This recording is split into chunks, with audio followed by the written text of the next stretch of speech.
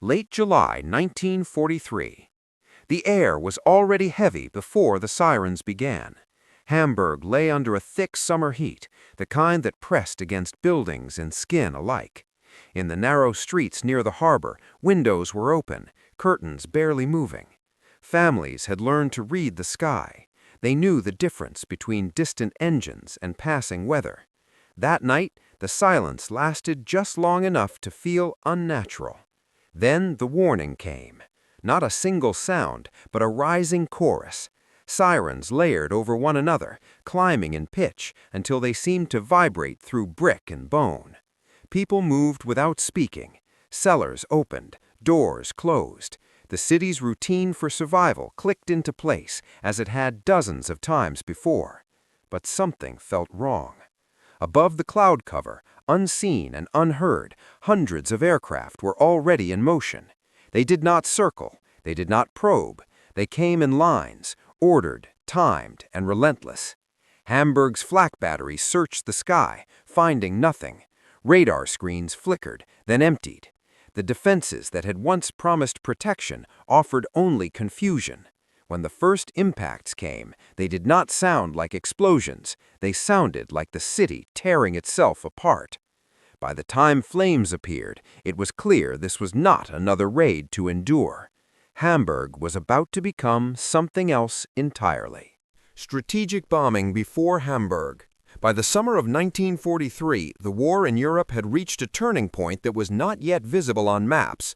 Germany still occupied vast territory. Its armies remained intact. Its cities, while damaged, continued to function. For civilians inside the Reich, air raids were frightening, but survivable.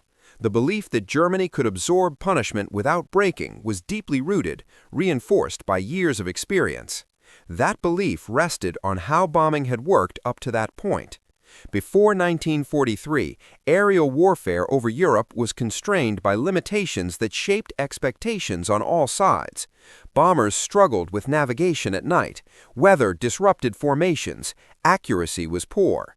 British Bomber Command, operating primarily after dark, aimed for industrial zones, but often scattered bombs across wide urban areas. Raids caused damage and casualties, yet they rarely destroyed a city's ability to operate. Fires burned, but they were contained. Utilities failed, then returned. The pattern repeated. German air defenses evolved around this reality. Radar networks provided early warning. Night fighters hunted individual aircraft. Anti-aircraft guns created danger zones rather than shields. Civil defense doctrine emphasized dispersal, shelters, and rapid recovery. The system was not perfect, but it worked well enough to sustain morale. Across the Atlantic, the United States entered the war with a different theory. American planners believed daylight bombing, conducted in tight formations, could strike specific industrial targets with precision. The concept relied on massed defensive fire from bomber formations rather than fighter escorts. In theory, it promised efficiency and restraint. Factories destroyed without cities collapsing around them. Reality intervened quickly. Early American raids over occupied Europe revealed harsh limits. Bombers were vulnerable without long-range escorts. Cloud cover disrupted aiming. German fighters adapted. Losses mounted. Precision became aspiration rather than outcome. Yet American industry continued to expand, producing aircraft faster than they were lost. Training pipelines lengthened. New tactics were tested and refined. By early 1943, something fundamental had changed. The Allies were no longer experimenting, they were coordinating. The British had learned how to saturate air defenses at night. The Americans were pushing deeper by day. The question was no longer whether bombing could hurt Germany, but whether it could be decisive. For that test, a city was needed that mattered economically, psychologically, and symbolically. Hamburg met every condition. Germany's second-largest city was a port, an industrial center, and a transport hub. Shipyards fed the Navy, factories supported armaments, rail lines connected north and south. Just as important, Hamburg represented normalcy. It was not a border city, it was not a battlefield, it was home. Until July 1943, Hamburg had been damaged but not transformed. By mid-1943, the strategic logic behind bombing Germany hardened into policy. Allied leaders no longer debated whether air power should support the war on the ground. They now asked whether it could reshape the war on its own terms. The answer depended on scale, timing, and coordination, factors that had only recently aligned. The turning point was industrial. American factories were producing aircraft in numbers previously unimaginable. Heavy bombers rolled off assembly lines faster than Germany could replace its fighters. Training programs standardized crews. Losses, once crippling, became calculable. Air power had shifted from a fragile asset into a system. At the same time, Britain refined its night bombing methods. Pathfinders marked targets with increasing accuracy. Fire control techniques evolved. Raids were no longer isolated events, but components of a sustained campaign designed to overwhelm response mechanisms rather than individual defenses. The emphasis moved from destruction alone to paralysis. Coordination between British and American air forces created a new operational rhythm. Night raids followed by daylight attacks compressed German recovery time. Repair crews worked under the threat of renewed assault. Command structures struggled to respond to pressure that never fully released. For the first time, German planners faced the possibility that air defense could be outpaced rather than merely challenged. Hamburg's selection was deliberate. Geographically, it lay within reach of both British and American bomber streams. Its port connected Germany to Scandinavian resources. Its industrial districts were concentrated and interdependent. Damage in one area cascaded into others. The city also possessed extensive working-class neighborhoods built closely together, an urban form vulnerable to fire if conditions aligned. German confidence in defending Hamburg was high. Air defenses ringed the city. Radar stations monitored approaches. Civil defense authorities believed shelters could protect the population long enough for fires to be controlled. Past raids reinforced that belief. Hamburg had been hit before. It had recovered before. What German planners did not fully anticipate was how technology would converge in July 1943. Allied forces had developed countermeasures designed not to defeat defenses one by one, but to blind them simultaneously. Radar deception techniques disrupted early warning systems. Navigation aids allowed bomber streams to maintain cohesion in darkness. Incendiary payloads were engineered to exploit urban density, not simply ignite structures. The objective was not merely to bomb Hamburg. It was to overwhelm the city's ability to respond, to transform time, space, and weather into weapons. When the first aircraft lifted off, this intent remained invisible from the ground. Hamburg's residents prepared as they always had. Sirens meant shelter, fires meant recovery, morning meant survival. Those assumptions had not yet caught up with the scale of force now moving toward them. The air over northern Germany was about to become a place where older rules no longer applied. When the first bombs fell, many residents assumed the raid would follow a familiar pattern: explosions, fires, then the long wait until morning. People descended into shelters carrying what routine allowed: documents, blankets, small personal items. Civil defense instructions emphasized calm and order. The system depended on predictability. That predictability collapsed within minutes. Incendiaries struck across wide areas, not isolated points. Fires ignited simultaneously in residential blocks, warehouses, and streets lined with tightly packed buildings. Fire brigades attempted to respond but encountered heat unlike anything they had trained for. Water pressure failed as mains ruptured. Smoke thickened until visibility vanished entirely. Inside shelters, the change was physical. Air grew hotter and harder to breathe. Oxygen was consumed by fires above ground, drawing air upward through stairwells and vents.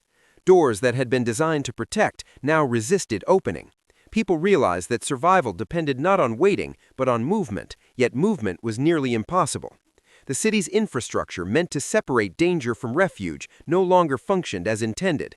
Shelters became traps. Streets became corridors of flame. Civilians were not facing a single threat, but a system failure that offered no clear escape.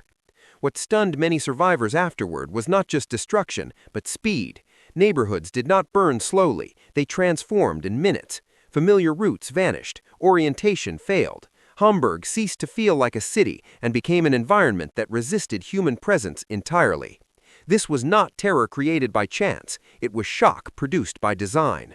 From the perspective of German air defense crews, the night began with confusion. Radar stations detected formations, then lost them. Screens filled with false echoes, overwhelming operators trained to track defined shapes and predictable patterns. Communication lines flooded with contradictory reports.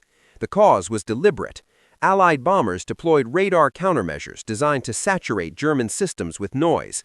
Early warning lost coherence. Fighters launched too late or in the wrong directions. Flak batteries fired without clear targets, expending ammunition into darkness. This was not a failure of courage or training, it was a failure of architecture. German defenses had been built to manage limited threats, not simultaneous saturation. Once timing collapsed, the entire structure followed. Bombers moved through airspace with fewer interruptions than planners had expected months earlier. The sky, once layered with danger, briefly opened. That opening mattered more than any single aircraft or weapon. Inside the bomber formations, the raid unfolded according to plan rather than emotion. Crews followed pre-briefed routes, altitudes were maintained, bomb loads were released by timing and instrumentation, not visual confirmation. Individual targets mattered less than pattern and density. This was not the image of air combat as duel or chase, it was the execution of a system. American air power at this stage relied on coordination, repetition, and scale. Losses were anticipated, replacement was assumed. For the crews involved, success was measured not by what they saw, but by whether formations held and schedules were met. The human cost below remained abstract during the mission itself. The objective was delivery. By the time aircraft turned for home, Hamburg had already entered a phase no defensive measure could reverse. The raid's true meaning would only become visible when German command attempted to understand what had just happened. For German commanders responsible for defending the Reich, Hamburg was not immediately understood as a disaster. In the first hours, reports were fragmented. Communications from radar stations conflicted with those from flak units.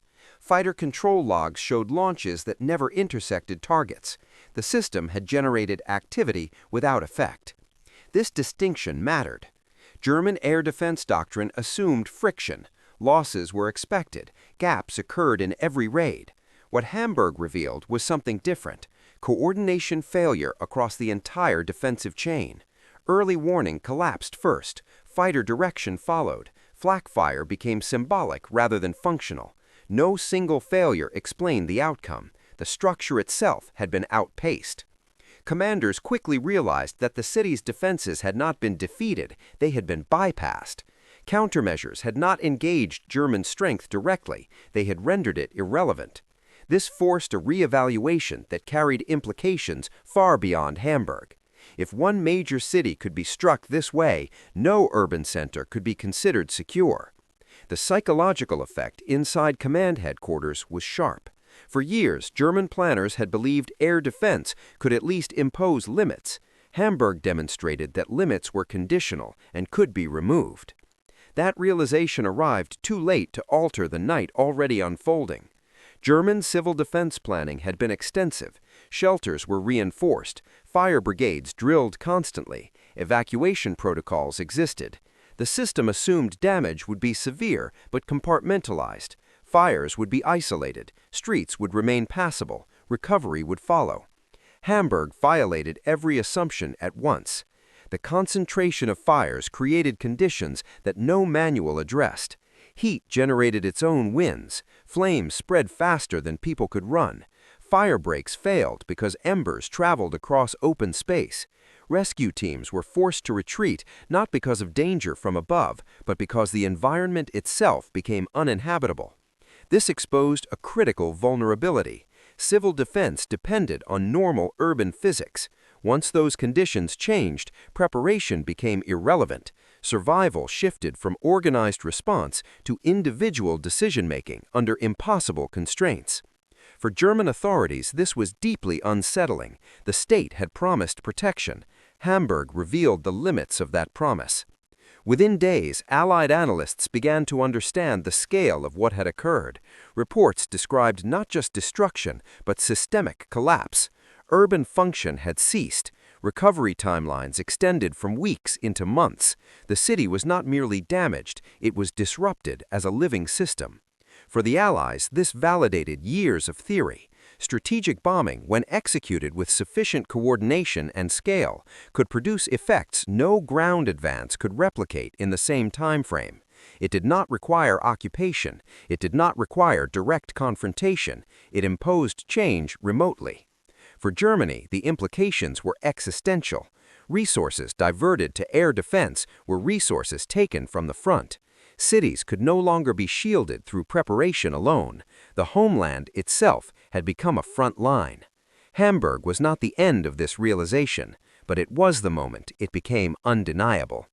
That recognition set the stage for the point at which damage turned into irreversible transformation. The decisive night began without spectacle. On 27 July 1943, the weather over northern Germany settled into a rare and dangerous alignment. High pressure held the air still. Temperatures remained elevated after sunset. The atmosphere formed a stable lid over the city, trapping heat near the ground. These were not conditions civilians or commanders could perceive as threatening, but they would determine everything that followed. The bomber stream arrived in sequence, not chaos. British aircraft approached first under cover of darkness, their routes shaped by navigation systems refined over months of trial. Pathfinders moved ahead of the main force, marking districts rather than individual buildings. The objective was not accuracy in the traditional sense, it was concentration. The first incendiaries ignited small fires across working-class neighborhoods and industrial zones. Individually, none appeared catastrophic. Fire crews responded according to procedure. Pumps engaged, ladders rose, streets filled with smoke but remained navigable. Then the second wave arrived. High explosive bombs followed the incendiaries, tearing roofs from buildings and shattering windows across wide areas. This was deliberate. Exposed interiors burned faster. Air moved freely through structures never designed for fire. Flames that might have remained localized now connected across blocks. As fires multiplied, heat accumulated. The still air prevented dissipation. Temperatures in the streets rose rapidly. Oxygen near the ground was consumed faster than it could be replaced. The physics of combustion shifted. Within a short span of time, Hamburg crossed a threshold few cities in history had ever reached. Individual fires merged into a single system. The heat column above the city intensified, pulling air inward from all directions. Winds formed not from weather, but from fire itself. Streets became channels accelerating the flow. Anyone caught above ground struggled to remain upright. Breathing became painful, then impossible. Firestorms are not explosions, they are environments. Once established, they no longer require additional ignition. They sustain themselves through imbalance, heat creating motion, motion feeding heat. Civil defense units were overwhelmed almost immediately. Equipment failed under temperatures it had never been tested against. Asphalt softened, metal warped. Water sprayed into flames evaporated before contact. Commanders lost the ability to coordinate because the city no longer behaved as a city. From above, crews observed something unprecedented.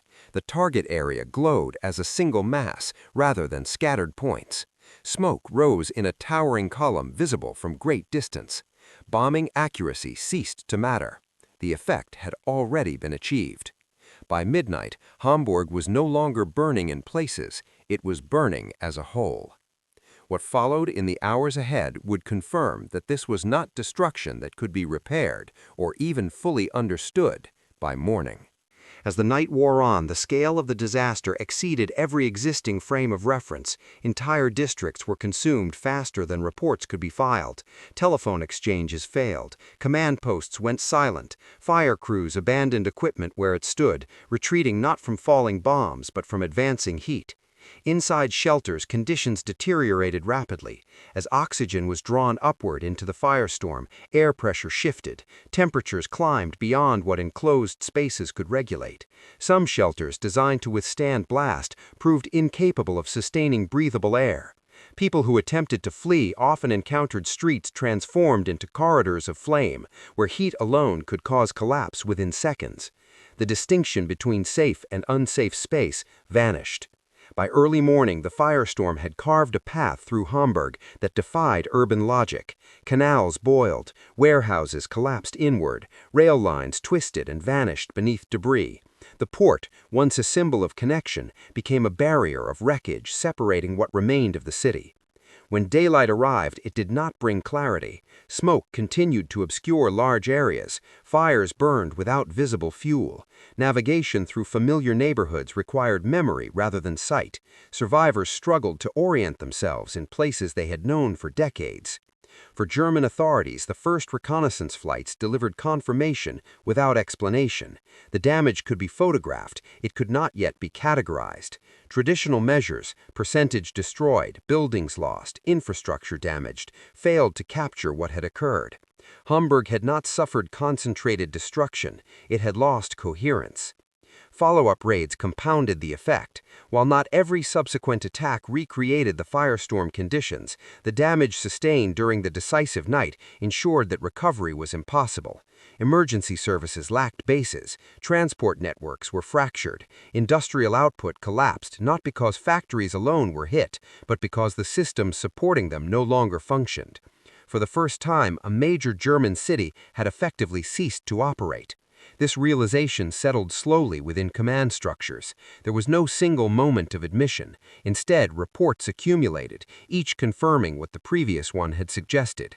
Hamburg could not be restored quickly. It could not be defended in the same way again. What had happened could not be undone.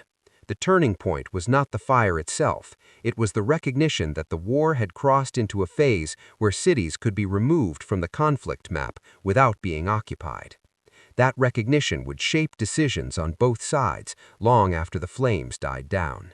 In the days following the raids, Hamburg became a place defined by absence. Streets that had once carried workers to factories led nowhere.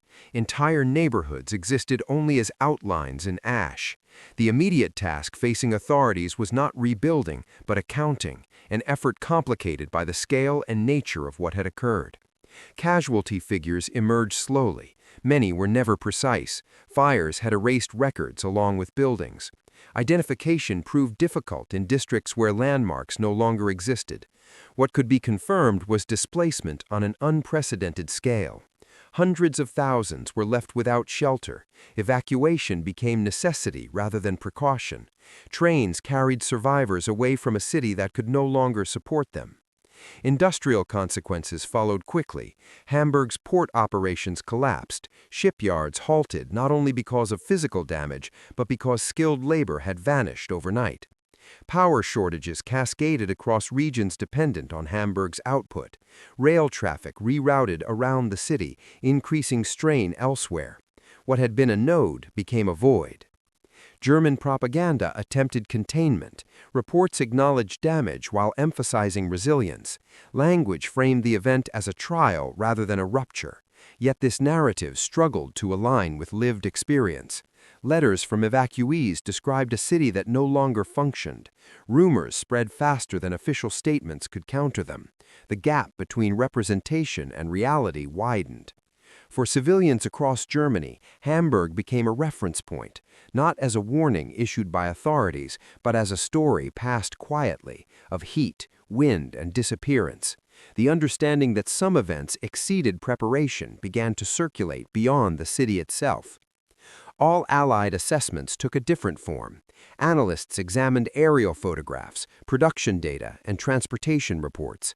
The conclusions were restrained but clear. Hamburg's loss extended beyond immediate destruction.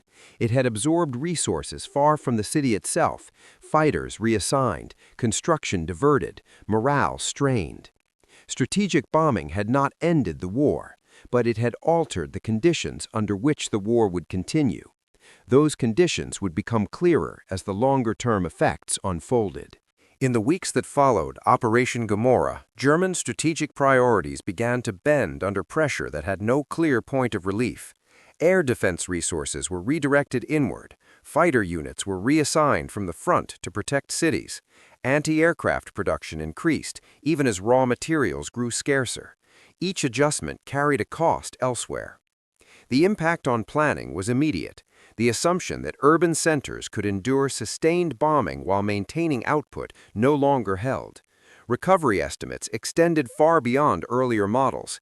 Even where factories survived structurally, labor shortages and disrupted transport prevented meaningful production. Industrial war, once concentrated at the front, had expanded into the interior. Psychologically, Hamburg altered expectations. Civilians no longer viewed raids as interruptions. They became events capable of erasing entire environments. The idea of a defended homeland weakened. Evacuation programs expanded, removing workers from cities at the moment they were most needed. This contradiction, protecting people by dispersing them while requiring them for production, remained unresolved. For the Allies, Hamburg confirmed a strategic trajectory already underway.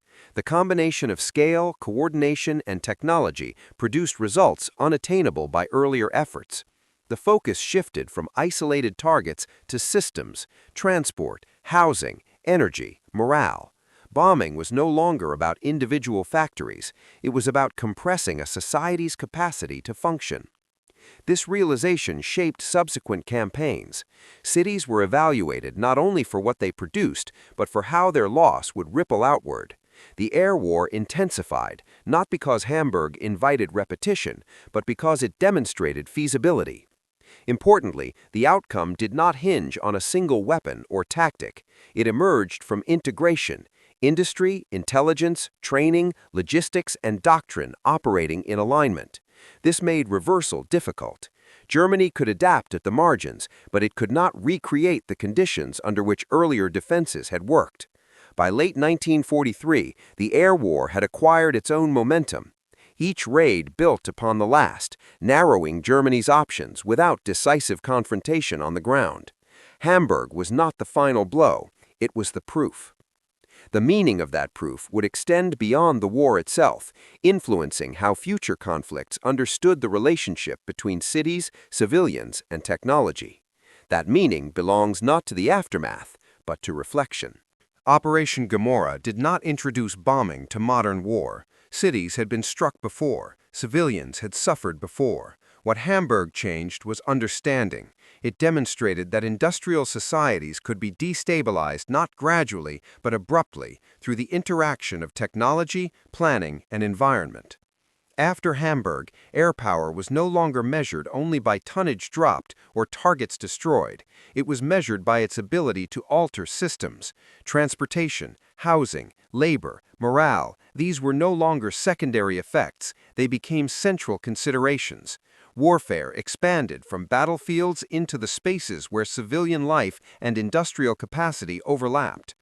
This shift carried consequences that outlived the conflict.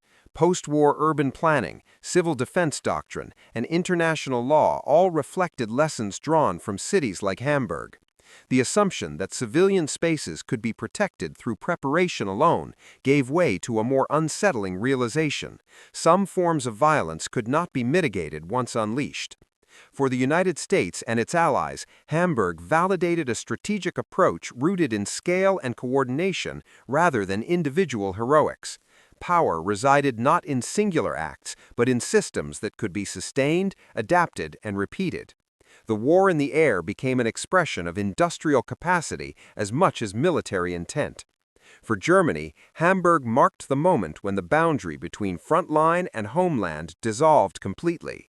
The war was no longer something happening elsewhere. It had entered the core of society, altering daily life, expectations, and trust in protection. Hamburg did not decide the war on its own, but it redefined how wars could be decided. From that point forward, cities were no longer just objectives. They were environments whose survival depended on forces far beyond their control, a reality that continues to shape how modern warfare is understood.